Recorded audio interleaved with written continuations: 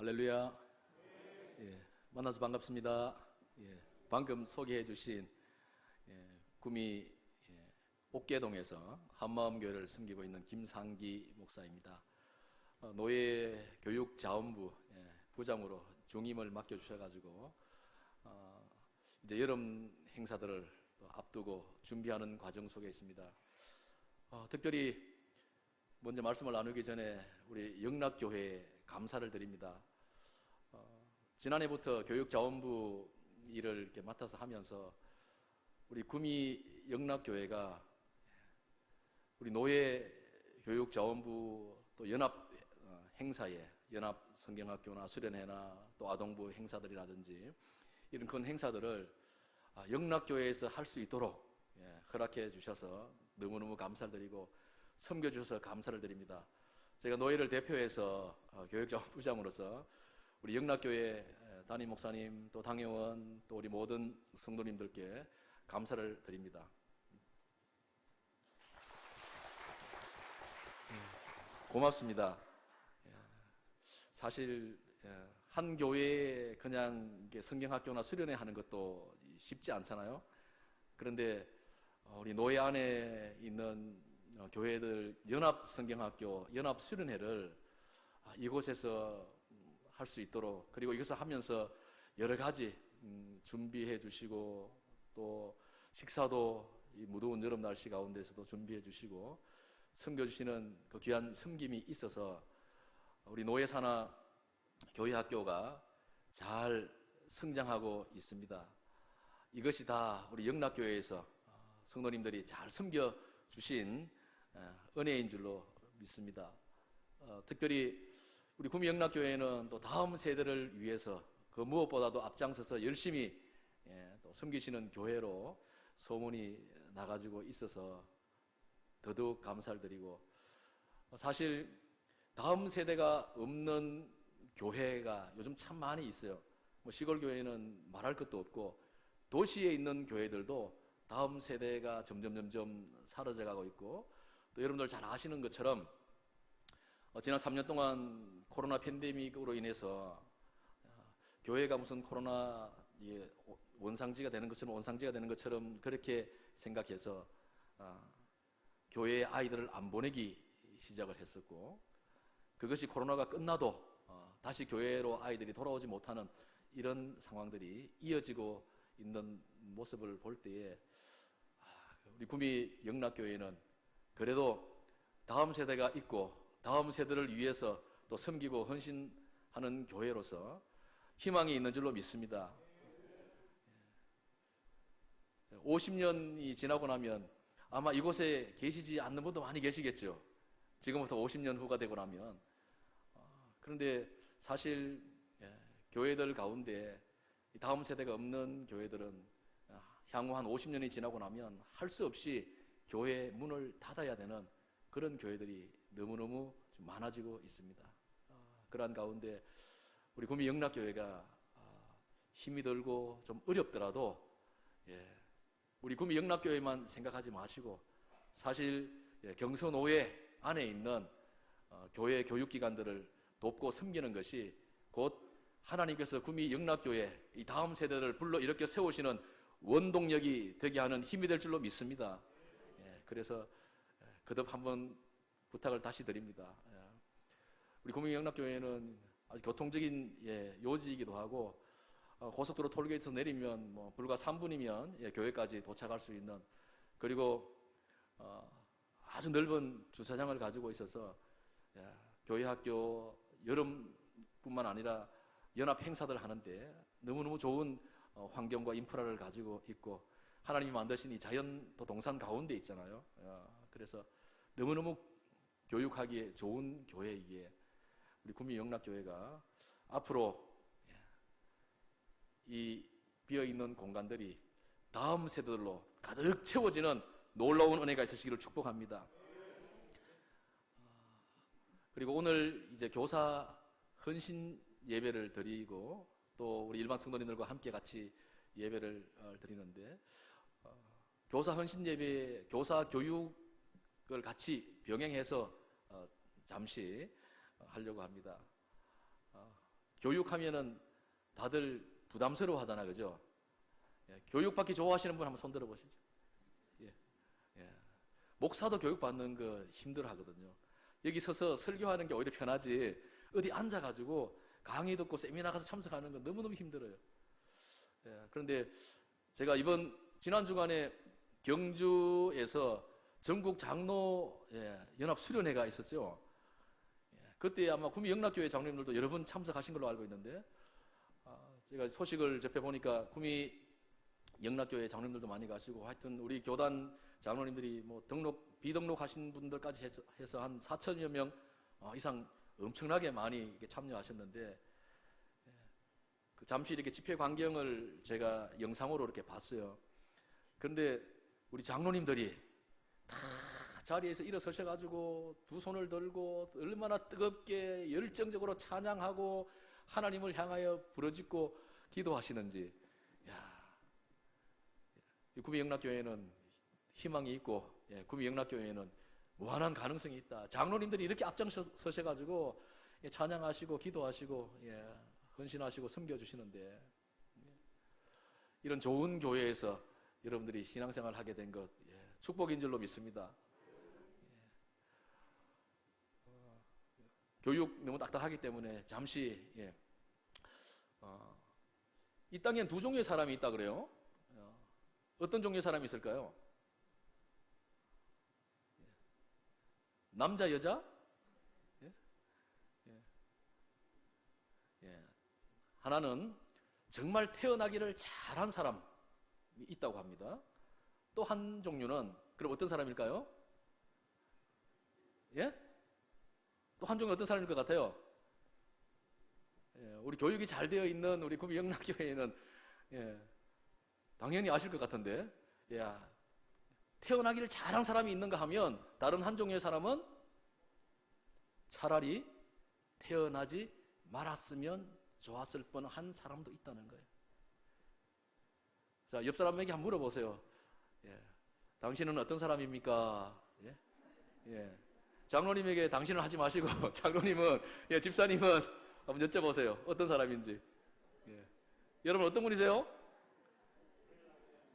태어나기를 잘한 사람 맞습니까? 아멘입니까?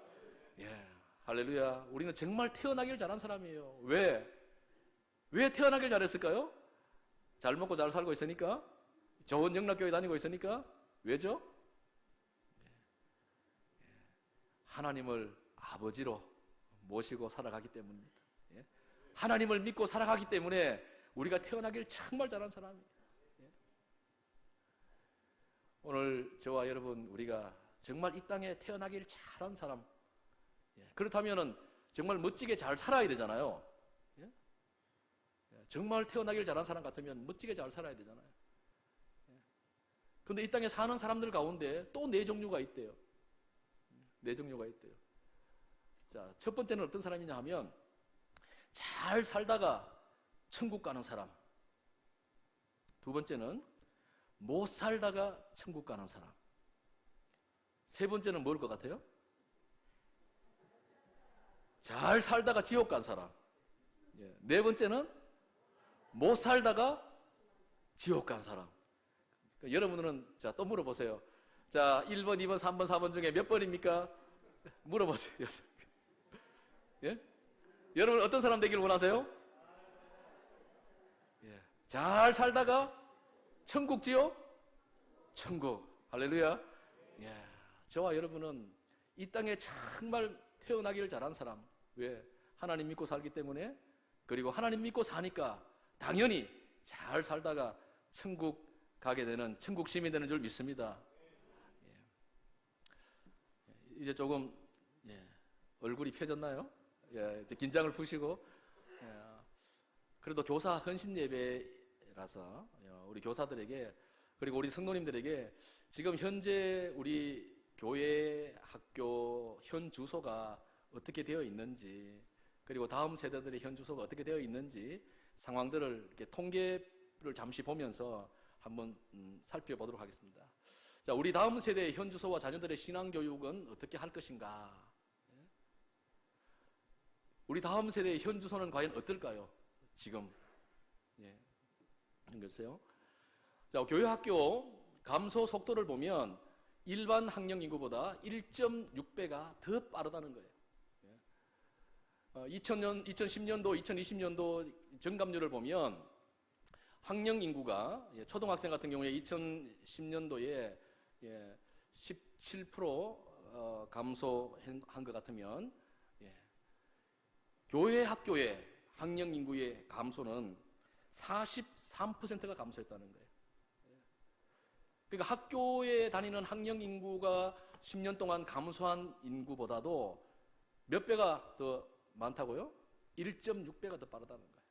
43%나 되고, 중고등학교 같은 경우에도 2010년도, 2020년도를 비교해서 봤을 때 학교 학령 인구는 33% 감소했는데 교회 학교의 중고등부 아이들은 41%가 감소했다는 거예요. 그래서 전체적으로 봤을 때 42%. 그래서 총 일반 학령 인구보다 교회 학교 인구 아이들이 줄어드는 숫자들이 1.6배가 빠르다. 이것은 점점 더 가속화되고 있다. 교회 학교 아이들이 사라지고 있다는 것이죠. 자, 그런데 지금 그래도 우리가 살고 있는 이 구미 지역에는 어린 아이들이 있어요. 청소년들이 있어요. 그럼에도 불구하고 교회 학교 아이들이 줄어들고 있다는 거예요. 이것이 지금 우리 교회 학교 교사들이 당면한 현 주소이죠. 그리고 다음 페이지 볼까요?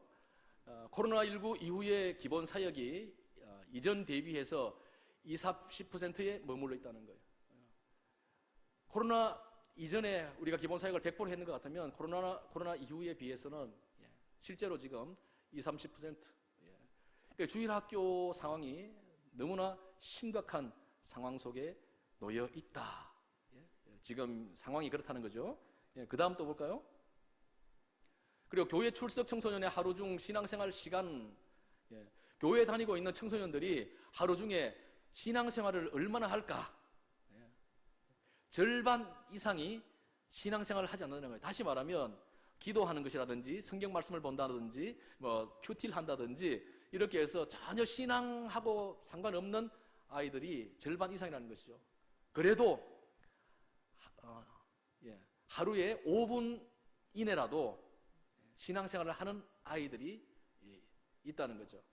근데 그 아이들도 너무나 작은 수에 지나지 않는다는 거예요. 대부분 지금 교회 다니고 있는 청소년들이 생활 속에서 신앙생활을 거의 안 한다. 저희 교회 아이들도 야, 너희들 학교에 가서 급식 시간에 식사할 때 기도하고 식사하나 이렇게 물어보면 대부분 아이들이 그냥 먹는다는 거예요.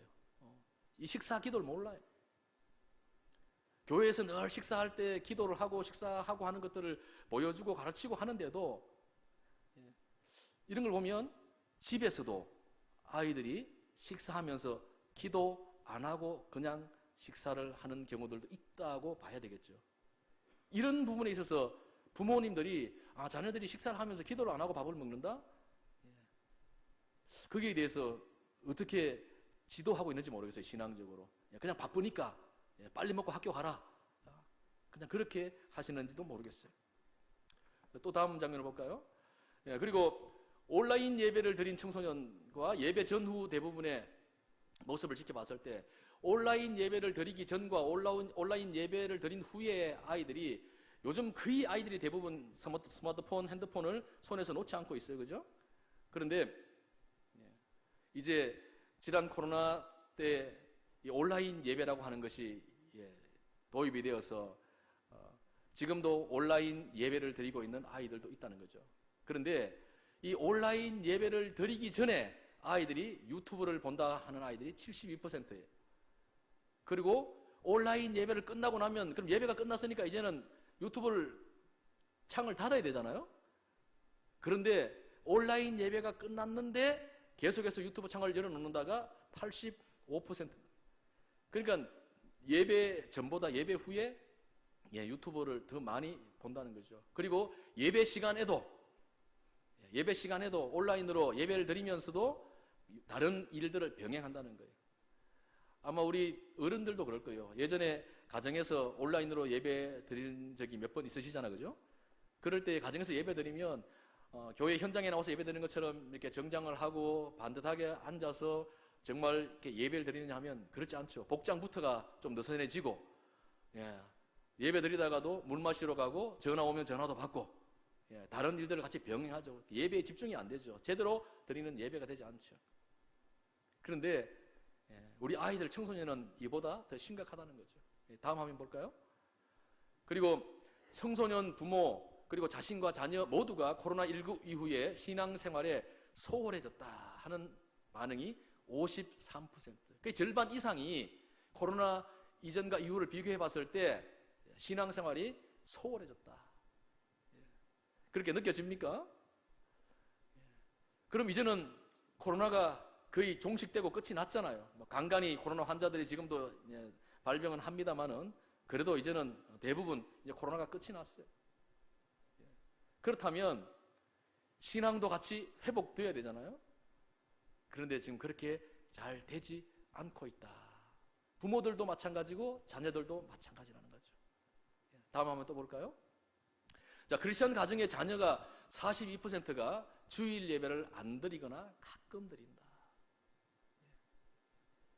거의 한 50%, 절반 가까이가 크리스천 가정의 자녀들이 주일 예배를 안 드린다는 거예요. 드려도 가끔 드린다는 거예요.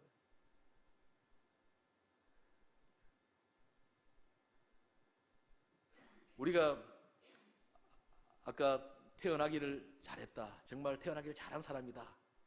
하나님의 자녀라고. 그리고 하나님의 자녀가 되어서 하나님의 자녀가 해야 될 가장 중요한 일이 뭐예요? 뭐죠? 하나님의 자녀가 해야 될 가장 중요한 일. 예배죠, 예배. 예배. 우리 구미영락교회는 예배에 목숨을 건 성도들 아닙니까? 아멘입니까? 예배가 삶이 되고 삶이 예배가 되는 교회가 구미영락교회 아닌가요? 이건 구미영락교회뿐만 아니고 저희 교회도 그래요. 저희 교회는 제가 이렇게 말씀을 전하는데 제 낮예배 때 말씀의 제목이 항상 금년에는 복음의 사람으로 시작을 해요. 복음의 사람. 오늘 낮예배 때 제가 나눴던 말씀은 복음의 사람, 끝까지 순종하는 삶을 삽니다. 복음의 사람은 끝까지 순종하는 삶을 산다. 복음의 사람이 누가 복음의 사람입니까? 저와 여러분, 하나님을 믿는 하나님의 자녀가 복음의 사람이잖아요. 이게 복음의 사람, 예배자의 삶을 사는 것입니다. 이 한 시간 드리는 예배만 예배가 아니고 우리의 삶의 전부가 예배가 되는 삶, 이게 정말 참된 예배인 줄 믿습니다. 그런데 문제는 지금 우리 가정의 자녀들 가운데 거의 절반 가까이가 예배를 안 드리거나 가끔씩 가뭄에 콩나듯이 뜨문뜨문 예배를 드린다는 거죠. 그래서 예배 회복이 무엇보다 중요하다 하는 것에 대해서 우리가 인식을 해야 될 것 같아요. 다음요. 그리고 자, 부모 절반가량 그리고 자녀 신앙 교육 방법을 잘 모른다는 거예요. 자녀 신앙 교육 훈련을 받은 경험이 27%에 지나지 않는다. 자녀를 어떻게 신앙적으로 지도하고 바르게 가르치고 교육해야 되는지를 잘 모른다는 거죠. 그래서 대부분 많은 부모님들이 자녀들의 신앙 교육은 누가 한다? 누가 한다? 교회 학교 교사들이 한다 이렇게 생각하고 있어요.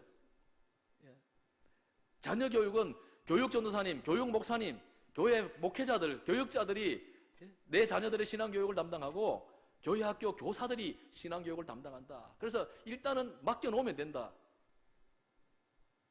여러분, 세상 교육도 그렇게 하지 않잖아요, 요즘. 세상 교육도 그렇게 하잖아요. 그냥 학원에 그냥 던져놓고 학교에 그냥 던져놓고 알아서 성적 나오도록 그렇게 하나요? 요즘 부모님들이 안 그렇게 합니다. 젊은 부모님들이 그렇게 하나요? 안 그렇게 해요. 온갖 정보력을 다 동원해가지고 어떻게 하면 우리 아이가 좋은 성적, 좋은 학교 진학할 수 있을까? 쫓아다닙니다. 찾아다닙니다. 그리고 일타 강사를 쫓아다니잖아요. 그런데 정작 학교 교육보다도 더 중요한 신앙 교육을 해야 될 부모들이 자기 자신의 자녀들의 신앙 교육을 어떻게 해야 되는지 모르고 있고 또 교사들에게만 맡겨놓으면 되는 것처럼 생각을 하고 있는데 여러분 다 아시잖아요. 자녀들 키워봐서 내 자식도 내 마음대로 못하는데 어떻게 집사님이, 어떻게 장로님이, 어떻게 권사님이 교사라고 해서 그 아이를 신앙으로 바르게 지도하고 바르게 길러낼 수 있을 것 같아요? 예? 눈물로 기도를 하면 되죠? 여러분, 내 자식을 위해서도 눈물로 기도로 그렇게 안 하는데 교사 선생님들이 눈물로 그렇게 기도로. 이러니까 다음 세대 신앙교육이 제대로 이루어지지 않고 있고, 부모님들이 자녀 신앙교육에 대해서 너무 모르고 있다는 것이죠. 다음 볼까요? 그래서 부모는 자녀 신앙교육 방법을 배울 필요성을 느낀다고 설문조사를 했더니 82%가 대답을 했어요.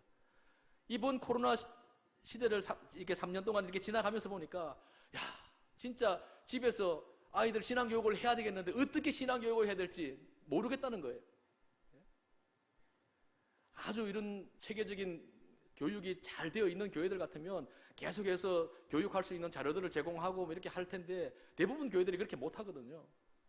그러니까 점점 온라인에 빠져들고 유튜브에 빠져들고 스마트폰에 빠져드는 아이들을 건져낼 수 있는 방법을 모르는 거예요. 신앙적으로 가르쳐야 되겠는데 방법을 모른다는 거예요. 그래서 배워야 되겠다. 그리고 자녀들도 부모로부터 신앙교육을 배울 필요가 있다라고 63%가 대답을 했어요. 자녀들도 우리 부모님에게 신앙교육을 받을 필요가 있다. 필요하다. 자, 그러면 자녀들도 부모에게 신앙교육이 필요하다고 생각하니까 신앙교육을 해야 될 것 같으면 부모님들이 알아야 되잖아요. 알아야 되잖아요. 어떻게 자녀들을 신앙적으로 키울까? 자, 다음 볼까요? 자, 기독교 청소년 신앙생활에 있어서 가장 큰 영향자가 누구인가? 자녀들에게 신앙적으로 가장 큰 영향을 주는 사람이 누구라고 1등이? 어머니라는 거예요. 어머니. 그 다음이 아버지라는 거예요. 그래서 가정에서 신앙교육에 가장 영향을 많이 미치는 사람이 어머니입니다. 어머니. 그러면 어머니가 신앙으로 바로 서야 되겠죠. 그리고 아버지가 신앙으로 바로 서야 되는 거예요. 요즘 젊은 아버지들은 안 그렇지만 예전 아버지들은 그저 가정을 돌보는 울타리 역할만 했어요. 그래서 모든 자녀들 교육은 누가 맡아서? 엄마가 맡아서 다 하고, 그래서 아버지는 주로 자녀들 야단치는 역할들만 해왔었죠. 그러다 보니까 엄마하고 자녀들하고는 관계가 좋은데 아버지하고 자녀들하고 관계는 좋아요, 나빠요? 나쁘죠. 악역만 담당해 왔으니까. 그런데 요즘은 그렇지 않잖아요. 부모가 다 함께 자녀들을 위해서 신앙 교육을 해야 합니다. 왜? 내 자녀가 신앙생활에 가장 큰 영향을 받는 사람이 교회학교 교사도 아니고요, 목사님도 아니고, 장로님도 아니고, 권사님도 아니고, 누구라고요? 엄마 아버지라는 거예요. 엄마 아버지. 그 엄마 아버지가 신앙생활을 바르게 하지 못하면 자녀들도 결국은 신앙생활을 바르게 하지 못하게 된다는 거죠. 다음 볼까요? 기독 청소년 신앙생활에서 도움을 받는 것. 신앙생활에 무엇으로 가장 도움을 많이 받았느냐라고 물었더니 가정 예배가 신앙생활에 가장 큰 도움을 받았다라고 아이들이 대답을 했어요. 코로나 이전에는 8%에 지나지 않던 가정 예배가 코로나 이후에는 27%로 크게 상승했다는 거예요. 코로나 이후에 가정 예배가 많아졌다는 것이죠. 혹시 우리 영락교회 성도들 가정 가운데 가정 예배 드리는 가정 한번 손 들어볼까요? 매일은 아니더라도 일주일에 한 번은 그래도 가정 예배 드린다. 예배 드리지만 다른 분들 때문에 손을 못 드시는 것이죠. 근데 사실 가정 예배를 드리지 못하는 경우들이 참 많이 있어요. 가정 예배를 되게 힘들게 생각하고 부담스럽게 생각을 하는 거죠. 근데 요즘은 가정 예배 드릴 수 있는 자료들이 너무 많이 있잖아요. 그래서 쉽게 가정 예배를 드릴 수 있는 그런 환경이 만들어져 있습니다. 중요한 건 마음만 먹으면 되는 거예요. 오늘 여러분들이 마음 먹으시기 바랍니다. 오늘 이 예배를 통해서 결단하시고, 아, 가정 예배가 자녀들에게 이처럼 신앙교육에 도움이 되는구나. 자녀들이 다 장성해서 집에 안 계시고, 이제 어른들만 두 분씩 계시는 가정도 가정 예배를 회복하셔야 됩니다. 가정 예배가 살아나면 여러분 교회 예배가 살아납니다. 가정에서 은혜 받으면 교회에서 은혜가 넘칩니다. 집에서 부흥회하고 오면 교회에 오면 더 큰 부흥회 하겠죠. 그런데 그냥 집에서 지지고 볶고 그렇게 하고 교회에 나와서 예배 드리면 예배가 제대로 드려지지 않아요. 은혜가 제대로 누려지지 않잖아요. 그래서 예배가 회복되어야 된다. 가정 예배, 가정 예배. 특별히 자녀들을 둔 우리 부모님들은 가정 예배를 꼭 회복하시기를 축복합니다. 다음 볼까요? 자, 주일 예배를 드리는 자녀가 그렇지 않는 자녀보다 일상생활과 신앙생활 모두가 긍정적인 지표가 더 높았다는 거예요. 주일 예배를 드리고 가정 예배를 드리고 예배를 드리고 예배가 생활화되어 있는 자녀들은 모든 지표에서 긍정적인 지표가 높았다. 무슨 말이에요? 한번 따라하십시다. 예배가 모든 삶의 승리다. 예배가 모든 삶의 승리다. 여러분, 예배에 승리하면 모든 삶에 승리하게 되는 거예요. 주일 예배를 잘 드리고 가정 예배를 잘 드리고 예배를 잘 드리면 하나님께서 모든 것들을 형통하게 열어가시는 거예요. 아브라함이 별로 잘한 거 없어요. 그죠? 막 아내를 누이라고 속이기도 하고, 얼마나 비굴합니까? 째째합니까? 그런데 아브라함이 하나 잘한 거 있어요. 뭘 잘했어요, 아브라함이? 가는 곳곳마다 제단을 잘 쌓았다 그랬어요. 예배를 잘 드렸다 그랬어요. 아브라함이 예배를 잘 드렸더니 하나님께서 그를 믿음의 조상으로 세워주신 거예요. 여러분, 예배가 이만큼 중요합니다. 가정에 예배 드리는 자녀들이 모든 삶의 긍정적인 지표가 높다는 거예요. 요즘 청소년들이 얼마나 많이 힘들고 어렵습니까? 또 잘못된 길로, 삐뚤어진 길로 나가는 경우들이 얼마나 많이 있습니까? 그런데 아이들에게 예배가 회복되어지고 예배가 삶이 되어지면 이 모든 것들이 제자리를 찾게 되어집니다. 회복되는 은혜가 있게 되어집니다. 다음 또 볼까요? 자, 코로나 이후에 다음 세대를 위한 신앙교육의 방향은 그럼 어떻게 정해야 될까? 코로나 이후에, 자, 이제 코로나 끝났어요. 지금 이제 우리가 이런 여러 가지 문제들을 이제 발견했어요. 깨달았어요. 자, 그렇다면 이제 어떻게 해야 될까? 따라합시다. 가정 예배와 예배를 회복해야 한다. 소그룹을 강화해야 한다.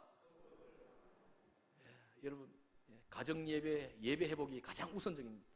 지금 다음 세대들을 바르게 신앙으로 세우기 위해서는 가정 예배, 그리고 교회에서 드리는 공적 예배 회복해야 합니다.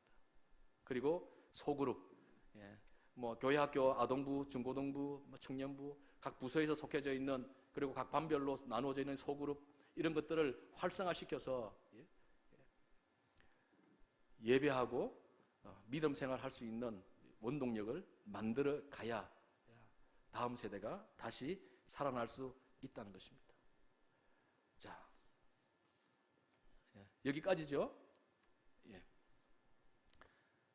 이것이 우리 다음 세대의 현 주소이고, 그리고 우리가 감당해야 할 다음 세대의 교육입니다. 자, 그러면 이제 오늘 말씀으로 돌아와서 이러한 어려운 시대 상황 속에 하나님께서 오늘 구미 영락교회 교사로 우리 교사들을 불러주셨습니다. 그럼 교사에게 있어서 가장 중요한 자질, 덕목이 뭐라고 생각을 하십니까? 우리 교사에게 있어서 가장 중요한 자질과 덕목이 있다면 교사는 어떤 교사가 되어야 할까요?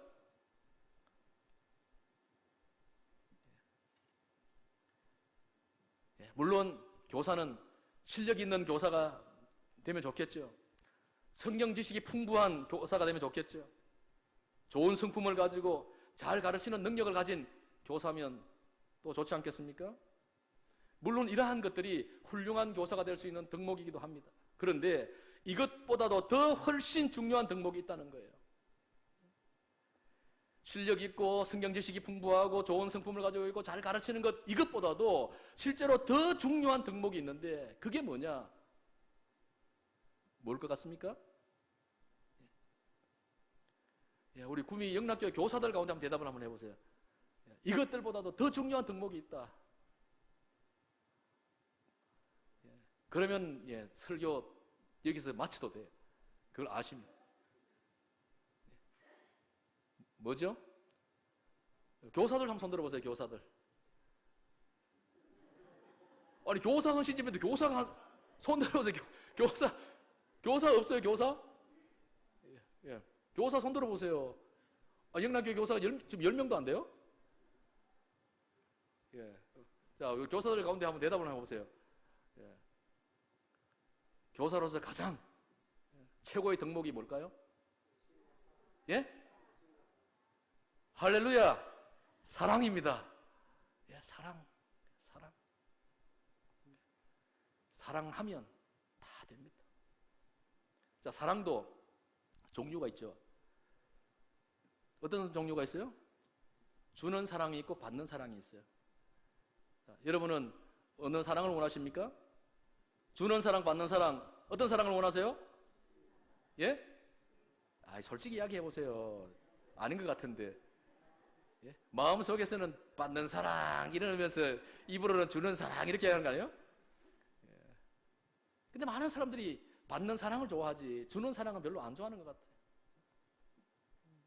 그런데 하나님의 사랑, 예수님의 사랑, 교회 학교 교사의 사랑은 받는 사랑이 아니라 주는 사랑이야.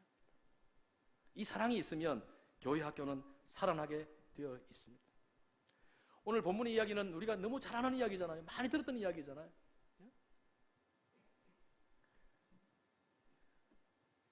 실망하고 좌절한 베드로가 이제 제자들 몇몇 데리고 이제 예수님도 십자가에 달려 죽으셨는데 이제 우리 할 일이 뭐 있노? 여기 있다가는 잡혀가지고 우리도 예수님처럼 십자가에 달릴 수도 있으니까 차라리 우리 고향으로 돌아가자.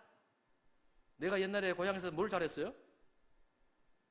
베드로가 뭘 잘했어요? 고기 잡는 거 잘했잖아요. 어부였잖아요. 그래, 내가 앞장설게. 날 따라가자. 고기 잡으러 가자. 그래가지고 제자들 며칠 쭉 데리고 고기 잡으러 갔어요. 그리고 이날도 밤새도록 고기를 잡았어요. 근데 한 마리도 고기를 잡지 못한 거예요. 아침이 되었어요. 할 수 없이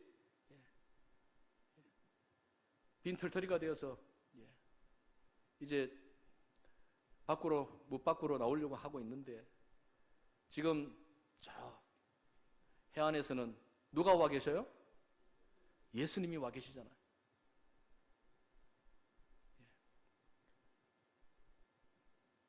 부활하신 예수님께서 세 번째 제자들에게 나타나신 일이었어요. 베드로를 만나기 위해서 예수님께서 다시 디베라 호숫가로 오신 것이죠. 그리고 제자들을 위해서, 특히 베드로를 위해서 아침상을 마련해 놓은 거예요. 생선과 떡을 구워가지고 밤새도록 고기 잡느라고 먹지도 못하고 얼마나 시장하고 얼마나 힘들었겠어요. 그더군다나 잡은 것이 한 마리도 없으니까. 그런데 예수님께서 그 제자 베드로를 위해서 아침상을 마련해 놓으셨어요. 그리고 이제 배가 점점 바닷가로 가까이 다가오고 있어요. 한 100m쯤 거리가 돼요. 그런데 그 중에 제자 하나가 주님이시다 이야기를 해주는 거예요. 주님이시다. 그랬더니 베드로가 배에서 고기 잡느라고 옷도 제대로 걸치지 않고 있다가 주님이시다 하는 이야기를 듣고 얼마나 성급했던지 아직도 한 100m는 남아있는데 100m는 남아있는데 겉옷을 두르고 물로 붕덩 뛰어들어가지고 헤엄을 쳐서 예수님 앞에 다가오게 되었습니다. 주님이시다 하는 그 말을 들었을 때 베드로는 정말 주님이 나를 찾아오셨구나. 주님에 대한 미안한 마음, 죄송한 마음, 이런 마음들이 베드로에게 얼마나 컸을까요? 주님을 모른다고 부인하고 심지어는 저주까지 했던 베드로 아니었습니까? 그런데 그 주님이 지금 찾아오셔서 아침상을 차려놓고 기다리고 계시니까 주님이시다 하니까 막 헤엄을 쳐가지고 먼저 주님 앞에 왔어요. 그리고 주님이 말씀하시잖아요. 자, 이리 오너라. 아침 먹자. 그래서 빵도 생선도 주고 아침을 먹었어요. 식사가 끝났어요. 예수님께서 베드로에게 물으시잖아요. 뭐라고 물으셨죠? 베드로에게 뭐라고 물었어요? 요한의 아들 시몬아, 네가 이 사람들보다 나를 더 사랑하느냐? 요한의 아들 시몬아, 네가 이 사람들보다 나를 더 사랑하느냐? 베드로가 대답하죠. 주님, 그렇습니다. 내가 주님을 사랑하는 줄 주님께서 아십니다. 주님이 말씀하십니다. 내 어린 양을 먹이라. 근데 한 번으로 끝나지 않았어요. 다시 또 주님이 두 번째로 요한의 아들 시몬아, 네가 나를 사랑하느냐? 또 물으시죠. 베드로가 주님, 그렇습니다. 내가 주님을 사랑하는 줄 주님께서 아십니다. 대답합니다. 그러자 이번에는 예수님께서 내 양을 치라고 말씀하시죠. 그리고 세 번째로 예수님이 베드로에게 요한의 아들 시몬아, 네가 나를 사랑하느냐 하고 물으셨어요. 자, 한 번, 두 번, 세 번째 예수님께서 네가 나를 사랑하느냐 물으시니까 베드로도 마음속에 근심스러운 마음이 들었어요. 아니, 주님이 왜 똑같은 질문을 나에게 세 번씩이나 연급하시지? 그래서 주님은 모든 것을 아십니다. 내가 주님을 사랑하는 줄 주님은 아십니다. 라고 대답을 하죠. 그러자 예수님께서 이번에는 내 양을 먹이라 이렇게 말씀합니다. 여러분, 실패하고 좌절과 절망 가운데 고향에 돌아가서 물고기 잡고 있던 베드로를 찾아가셔서 예수님께서 세 번씩이나 말씀하신 까닭이 뭘까요? 요한의 아들 시몬아, 네가 나를 사랑하느냐? 왜 세 번씩이나 예수님께서 이렇게 베드로에게 물으셨을까요? 오늘 저와 여러분이 이 사실을 깨달아야 됩니다. 그래야 우리에게 맡겨주신 사명을 제대로 감당할 수가 있습니다. 부활하신 예수님은 제자들을 보고 얘들아 이렇게 하지 않았어요. 분명히 요한의 아들 시몬을 불렀어요. 이름을 불러주었어요. 요한의 아들 시몬아, 네가 정말 나를 사랑하느냐? 오늘 헌신 예배를 드리는 우리 교사 한 사람 한 사람 이름을 주님이 지금 부르고 계십니다.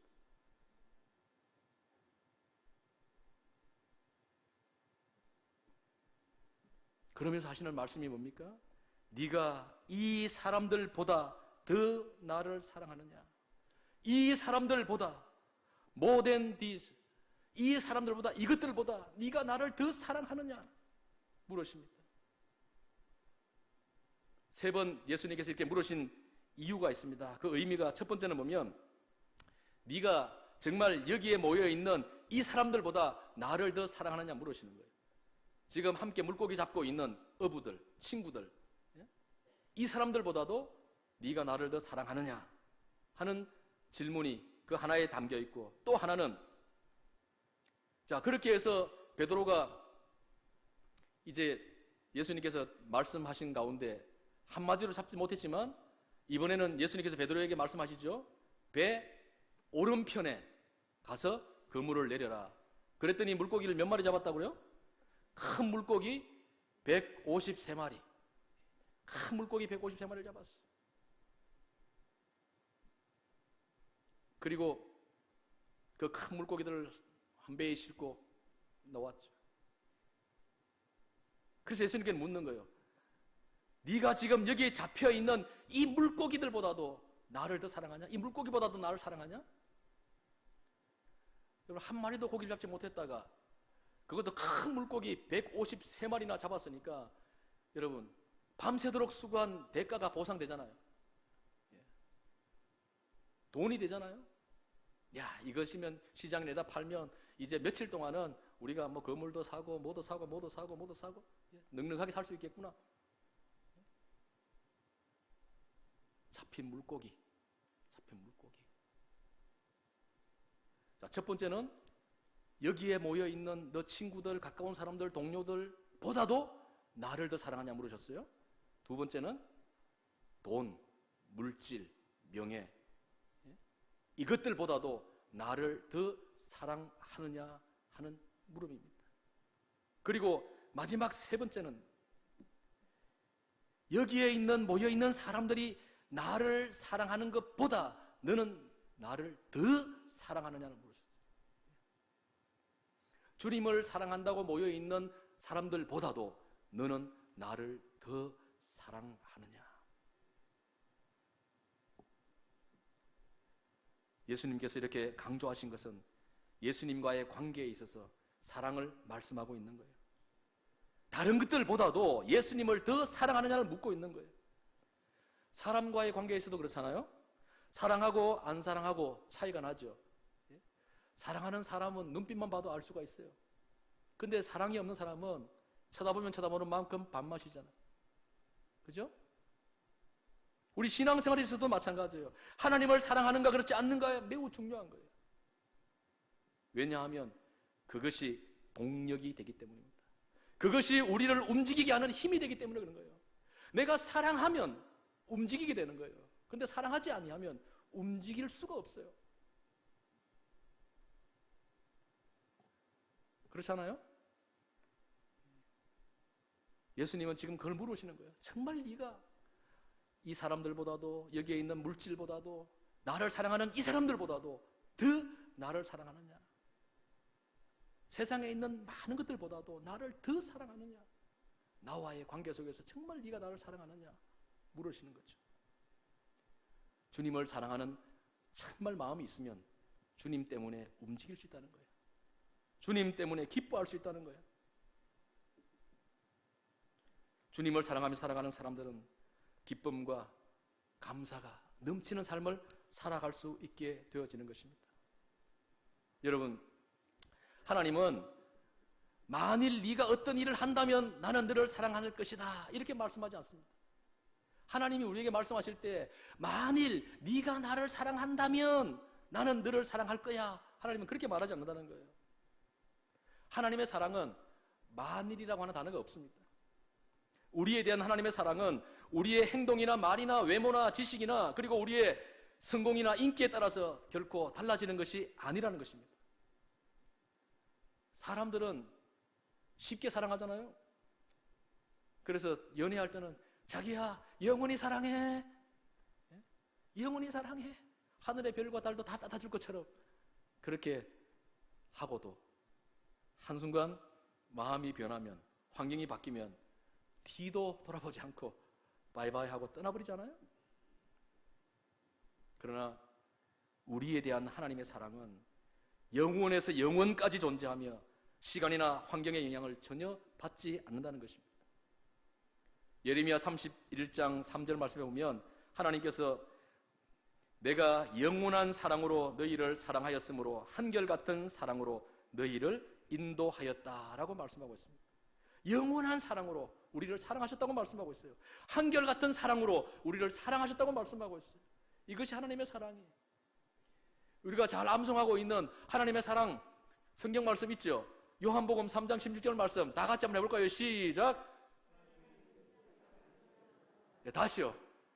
갑자기 순간적으로 물으니까 다시 요한복음 3장 16절 하나님의 사랑 시작! 세상을 이처럼 사랑하사 독생자를 주셨으니 이는 그를 믿는 자마다 멸망하지 않고 영생을 얻게 하려 하심이니라. 아멘. 하나님이 세상을 이처럼 사랑하사 독생자를 주셨다 그랬어요. 외아들 하나밖에 없는 예수 그리스도를 나를 위해서 주신 사랑, 이 사랑이 하나님의 사랑 아니에요? 변함없는 사랑, 다함이 없는 사랑, 끝이 없는 사랑, 하나님의 사랑이죠. 하나님은 우리를 사랑하시되 당신의 생명을 죽기까지 사랑하셨습니다. 이 사랑을 깨닫고 알 때 우리 역시 주님을 뜨겁게 사랑할 수 있게 될 줄 믿습니다. 주님을 사랑하는 사람이 내 어린 양을 먹이라, 내 양을 치라, 내 양을 먹이라, 내 양을 돌보고 공급하고 지키고 보살펴라 맡기실 때에 자원하고 기쁨으로 할 수 있습니다. 그래서 부활하신 예수님께서는 베드로를 찾아오셔서 네가 나를 사랑하느냐 묻고 또 물으시다는 사실입니다. 사랑하는 성도 여러분, 교사 여러분, 이제 교회학교, 아동부, 여름 성경학교, 중고등부, 여름 수련회가 얼마 남지 않았습니다. 여러분이 주님을 위해서 일하고 교회를 위해서 일할 때에 사랑하는 마음이 없으면 결코 할 수 없다는 것입니다.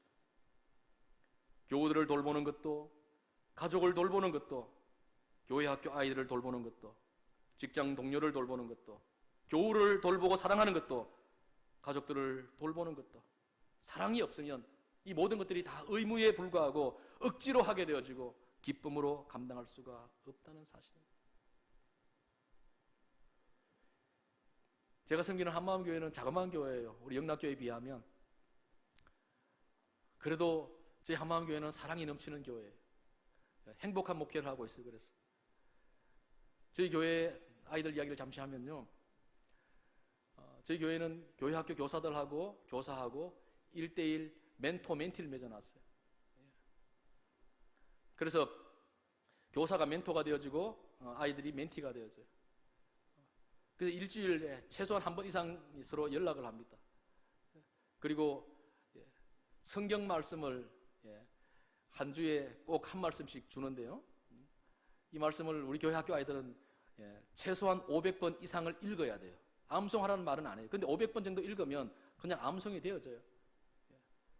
그래서 이 성경을 읊조리는 학가다라고 그러는데, 이걸 히브리 말로 잘 읊조리고 있는지를 교사를 통해 가지고 확인을 하게 해요.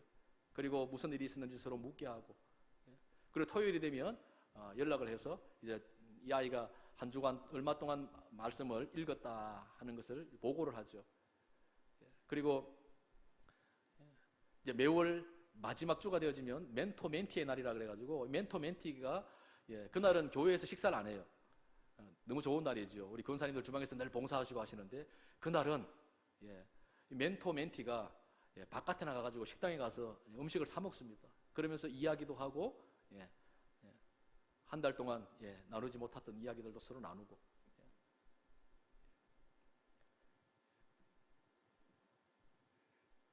저희 교회는 세대 통합 예배를 드리고 있어요. 코로나가 시작하면서부터 세대 통합 예배를 드렸어요. 교회 학교 아이들과 어른들이 같이 예배를 드려요. 그러다 보니까 이제 아이들이 거의 신앙이 많이 성장하고 자랐어요. 그리고 어른들과 함께 드리는 예배에 아주 익숙해져 가지고 있어요. 잘 드리고 있어요. 그리고 식구들이 그렇게 많지 않다 보니까 이제 가정마다 아이들에 대해서 다 잘 알고 있어요. 그래서 저희 교회는 교회 학교, 우리 교회 다음 세대 아이들을 교회 성도들 전체가 다 양육을 하고 있습니다. 부모예요. 그래가지고 말 잘 안 듣고 하면, 야, 너 오늘은 우리 집에 와라 이래가지고 우리 집에 와서 재우고 우리 집에서 살게 합니다. 자기 집에서 잘 안 하니 못하니까. 그러면 막 어떨 때는 못 오게 하죠. 안 가려고 그러죠. 목사님, 방은 우리가 그냥 선택하면 안 돼요. 왜? 다 우리 교회 성도들 가정에 다 자기가 잘 수 있는 방이거든요.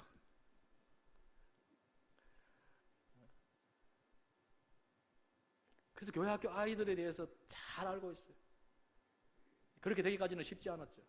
그리고 주일 오후에 되면 이제 목장 예배를 드리면서 모든 것들 다 오픈하고 서로 이야기를 다 합니다. 가정의 자녀들 이야기.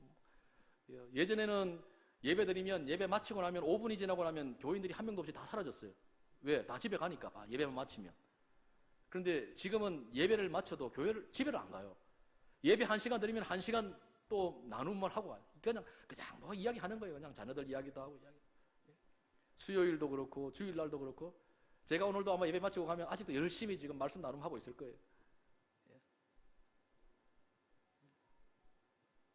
근데 이런 힘이 어디서 나오느냐 하면 사랑에서 나온다는 거예요. 사랑에서. 내 자녀처럼. 사실 사춘기 되어지고 애들이, 저희 교회 아이들은 좀 독특한 아이들이 있어요. 그 ADHD 판명을 받은 아이들도 있고요.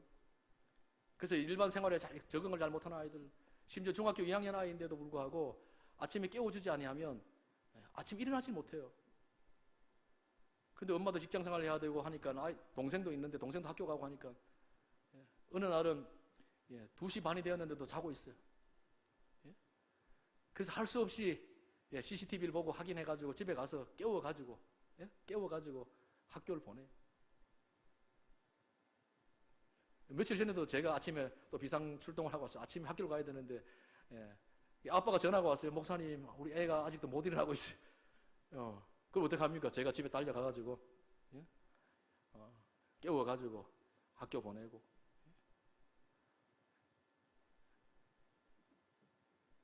그런데 그렇게 사랑과 관심을 가지고 아이들을 돌보고 보살피니까 조금씩 변화되죠.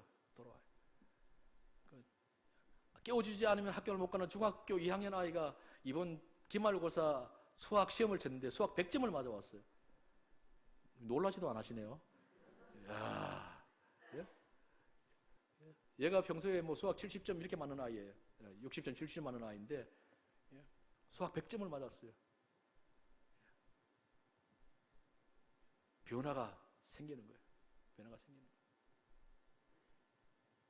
이게 사랑의 힘입니다. 우리 구미 영락교회 우리 교사들도 물론 그렇게 하시겠지만 오늘 주님께서 말씀하신 것처럼 네가 나를 사랑하느냐라고 물으셨던 그 주님의 음성을 기억하시기 바랍니다. 그리고 그 주님이 우리에게 물으실 때 주님, 제가 정말 주님 사랑합니다. 그 사랑 가지고 제게 맡겨주신 귀한 생명 사랑하겠습니다. 돌보겠습니다. 보살피겠습니다. 나를 희생하고 나를 헌신하고 나를 깨뜨려서 아이들을 섬기겠습니다.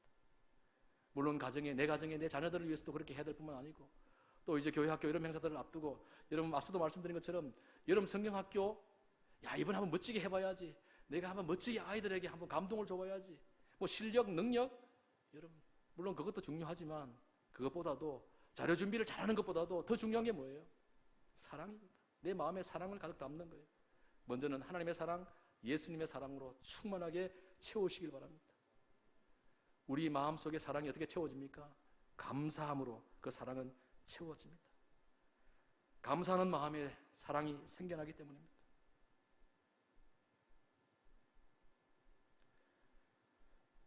예수님을 뜨겁게 사랑하는 교사들이 될 수 있기를 원합니다. 그리고 그 사랑으로 주님이 원하시는 일을 즐겁게 할 수 있는 교사가 될 수 있기를 원합니다. 주님이 우리에게 원하시는 것은 내 이웃을 내 몸과 같이 사랑하라고 하는 말씀입니다. 예수님을 사랑하는 그 힘으로 사람들을 사랑했던 믿음의 사람들처럼 우리도 그 사랑을 실천하며 살아갈 수 있기를 원합니다.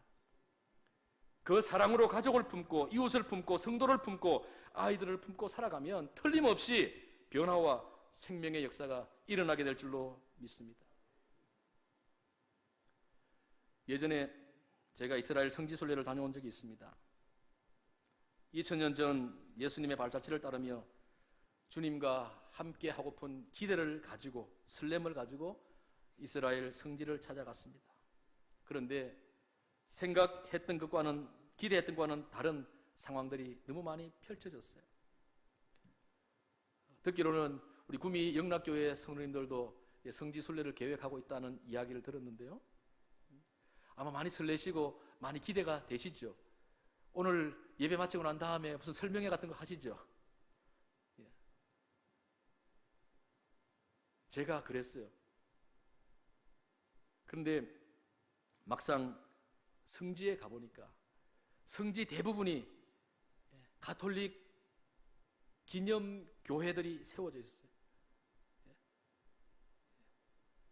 그 시대에 관리하던 사람들이 주로 이제 가톨릭이었기 때문에 가톨릭이 다 가는 곳마다 예수님이 다니신 흔적 발자취들마다 겟세마네 동산, 뭐 골고다 언덕, 저는 골고다 언덕하면 진짜 막 바위가 막 이렇게 있고 막 이렇게 계곡 골짜기에 막 그 골고다 언덕이 있는 줄 알았어요.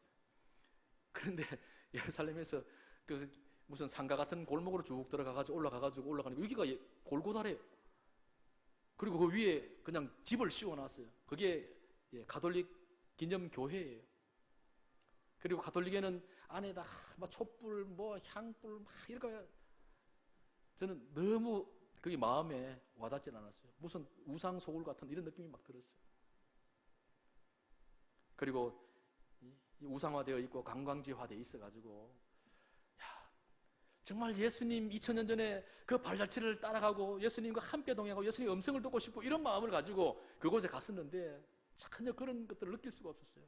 그런데 딱 한 군데 변하지 않은 곳이 있었어요. 아마도 사람들이 손댈 수 없는 곳이어서 2000년 전 그때 그 모습 그대로 보존되고 있었던 것이라고 생각이 되어집니다. 바로 오늘 말씀에 등장했던 디베랴 호수입니다. 디베랴 호수는 잘 몰라요. 갈릴리 바다, 갈릴리 호수. 이 갈릴리 호수인데 원래는 민물 호수예요. 근데 너무 크니까 바다라고 우리가 보통 부르는데요. 그 갈릴리 바다, 거기만큼은 2000년 전 예수님 당시의 그 모습이나 지금 그 모습이나 변함이 없이 그대로 있었어요. 그리고 갈릴리 호수 한 가운데 배를 타고 나가서 그곳에 배를 멈춰 세워놓고 그 배 위에서 성찬 예식을 했어요. 거기서 성찬 예식을 하면서 함께 불렀던 찬양이 있어요. 어떤 찬양을 했을 것 같아요? 어떤 찬양을 했을 것 같아요? 그곳에서 잘 어울리는 찬양? 악보 한번 띄워줘 볼까요? 이 찬양이었어요. 갈릴리 바닷가에서 주님은 시몬에게 물으셨네. 그 배 위에는 뭐 기타, 피아노 이런 게 없으니까 그냥 기타 반주에 하나 의지해가지고 그곳에서 한 50여 명이 같이 성찬 예식을 하면서 저 찬양을 불렀어요. 얼마나 은혜롭고 얼마나 감동적이었는지 몰라요. 모든 분들이 다 눈물을 흘렸어요. 그토록 만나고 싶고 그토록 듣고 싶던 주님의 음성을 그곳에서 들을 수가 있었어요.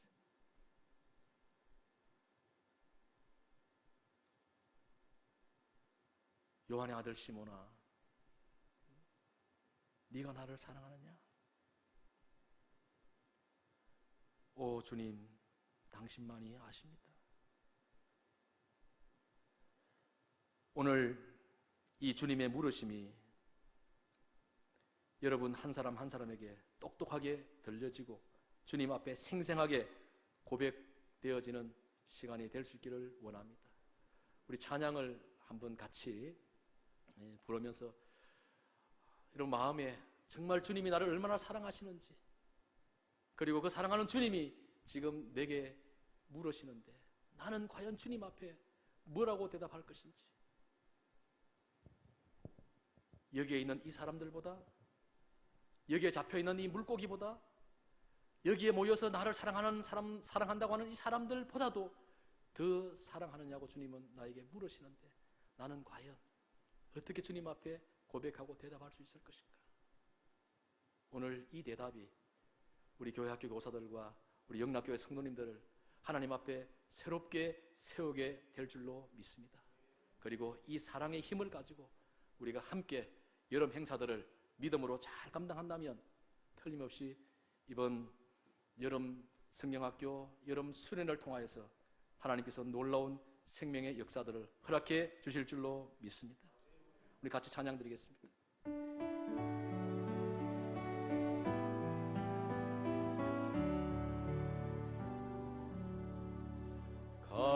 갈릴리 바닷가에서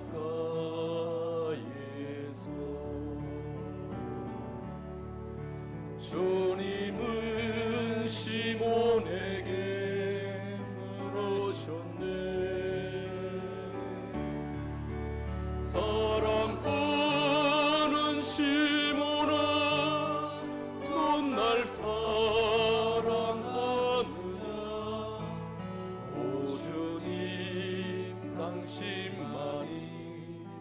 아십니다. 갈릴리 호숫가에 다시 한번 하겠습니다. 갈릴리 바닷가에서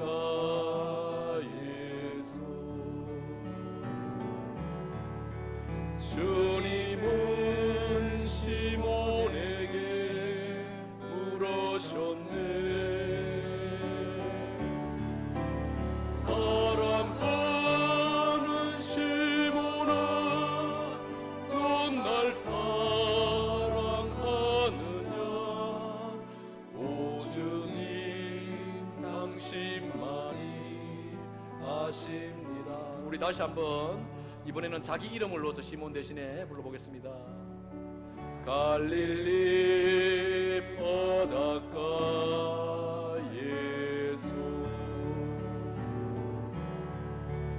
주님은 상기에게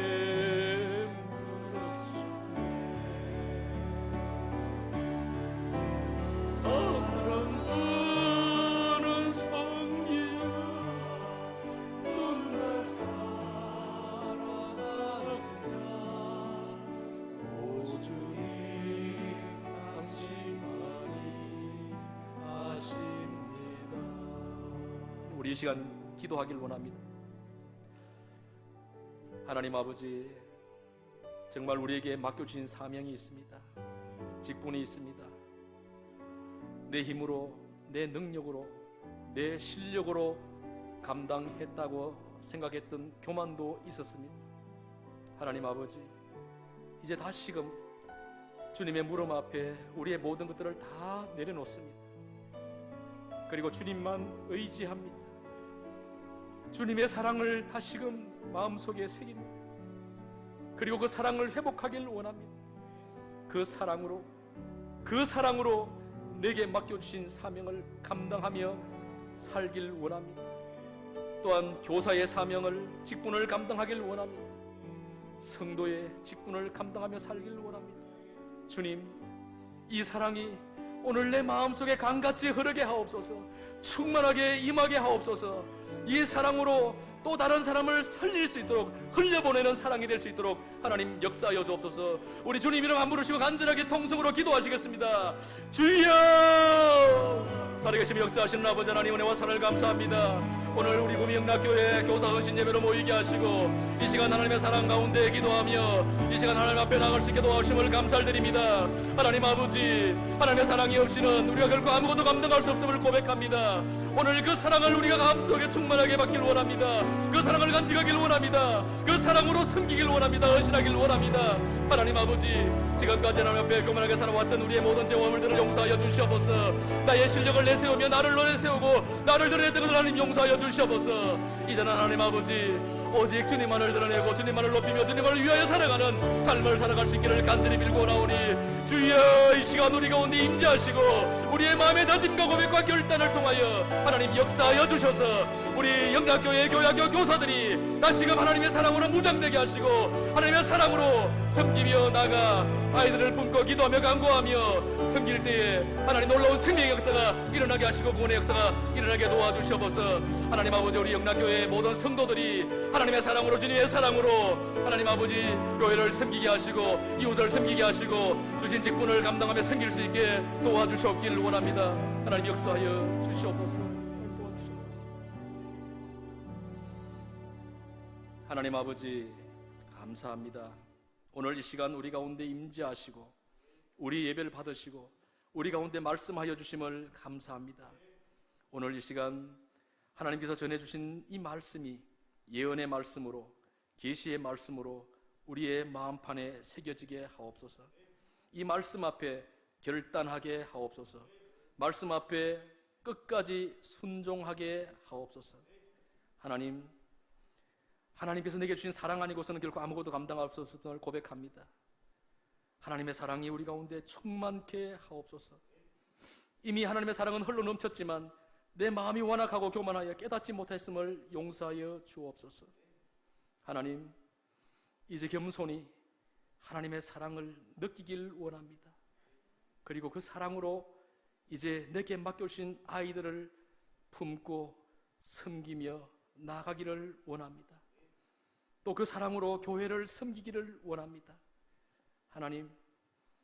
하나님께서 놀라운 사랑의 능력으로 구미 영락교회가 더욱더 하나님을 기쁘시게 하는 교회로, 이 지역에 죽어가는 생명들을 살리는 교회로, 다음 세대들이 부릴듯 일어나는 교회로 하나님께서 사용하여 주시옵소서. 특별히 교회학교 이런 행사들을 감당하는 교사들에게 하나님께서 성령으로 충만케 하시고 그리스도의 사랑으로 충만케 하여 주옵소서. 강건함을 더하여 주어서 마음껏 독수리 날개치며 뜀박질할 수 있는 능력을 공급하여 주셔서 잘 감당하게 하시고 풍성한 생명의 열매로 하나님 앞에 드리게 하옵소서. 감사드리며 예수님 이름으로 기도하옵나이다. 아멘.